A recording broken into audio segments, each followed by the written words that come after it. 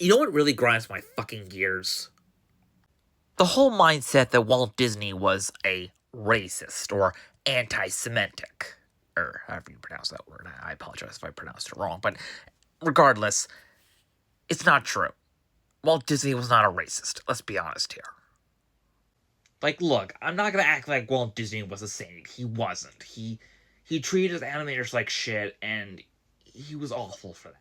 But saying he was a racist just because he produced cartoons back in the 40s that were racist? Like, are you serious?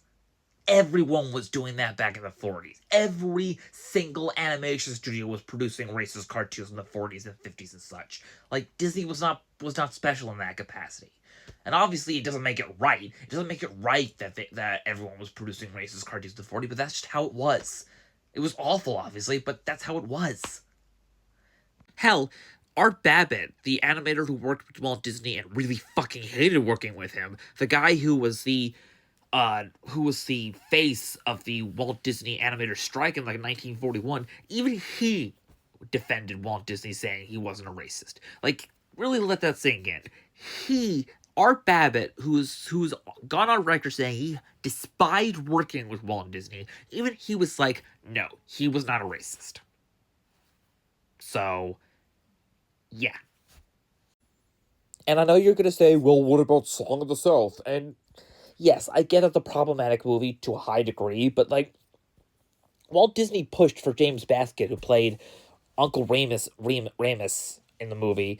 He pushed for that guy to get an Oscar or at least an Academy Honorary Award or whatever to to because of his performance in the movie. Like, yeah, his character was not exactly well, not exactly politically correct, but he was still considered the best part of the movie besides the animated parts of the movie. So, yeah, let's be honest here.